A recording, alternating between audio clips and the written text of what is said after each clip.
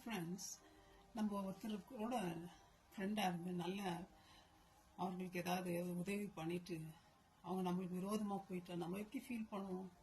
ரொம்ப இருதயம் நொறுங்கினது போல நம்ம ஃபீல் பண்ணுவோம். அதுதான் ஆண்டவர் கூட ஃபீல் பண்ணுறார். எரேமியா 2ஆம் அதிகாரத்தில் தீர்க்கதரிசி கூட ஆண்டவர் பேசுகிறார். நீ போய் சொல்லு இஸ்ரேல் ஜனங்களுக்கு, இஸ்ரேல் ஜனங்களை நான் எகிப்திலிருந்து கொண்டு வந்தேன். அவர்கள் முதல் முதல் பழத்து கனி போல இருந்தாங்க.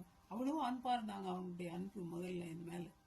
ஆனா இப்போ என்னை விட்டுட்டு அவங்க வேற அவங்க தேவையான கடவுளை அவங்க உருவாக்கிட்டு என்னை விட்டுட்டு போயிட்டாங்க, தூரம் போயிட்டாங்க.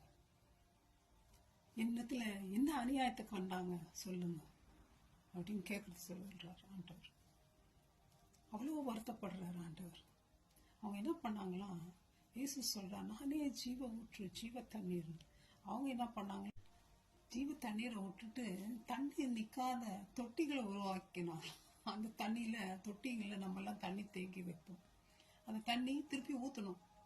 அப்ப தண்ணி எங்கிருந்து கிடைக்கும்? அந்த உற்பத்தி ஆகிறது நதிகள்லாம் ஆறுகள்ல இருந்தும் கிணற்றுல இருந்து ஊற்றுல இருந்து வர்றது. அதுதான் அந்த ஊற்று தான் ஜீவ தண்ணீர் ஊற்றுகளிலிருந்து வரும்ன்றார் ஆண்டவர். தண்ணி நான் கொடுக்குறேன்ப்பா, நான் கொடுக்குற தண்ணி நீ குடிச்சியானா நீ தாகாடி மாட்டேன்ற. இந்த டேங்க்ல இந்த தொட்டியில இருக்கிற இது என்ன பண்ணுதான், தண்ணி வெடிச்சு போய் கீழே ஒழுகிடுதான், நாசமா போய். ஸோ குடிக்க குடிக்க தண்ணி தாகம் தான் வருமே தவிர திருப்தி அடைய முடியாது. ஆண்டவர் சொல்ற, வா என்கிட்ட விலையுமின்றி பணமின்றி தண்ணீரை பெற்றுக்கொள்ளுங்கள், ஃப்ரீயா இலவசமான்றார். அவருடைய வேத வாசனம் நம்ம கழுவி சுத்திகரிக்கிற வசனம், நமக்கு மோட்ச ராஜ்யத்தை கொடுக்குற வசனம். அதை விட்டுட்டு நம்ம என்னென்னமோ போய் சாப்பிட்டுக்கிறோம், குடிச்சுன்னுக்கிறோம் இந்த உலகத்துல. ஃப்ரெண்ட்ஸ், ஆண்டவர் கூப்பிடுறாரு, வாங்க என்னிடத்துல. ஆண்டவர் என்னன்ற, நான் உங்களோட வழக்காடுவேன், நீங்க என்னை விட்டு போனதால் உங்களுக்கு போன மாத்திரம் பிள்ளைகளோடு வழக்காடுவன்ற. ஃப்ரெண்ட்ஸ், அவருடைய வசனத்தினால நம்ம கழுவி சுத்திகரித்து மறுபடியும் பிறப்போம். ஜீவ தண்ணீராக இயேசுவை நம்பி ஓடுவோம்.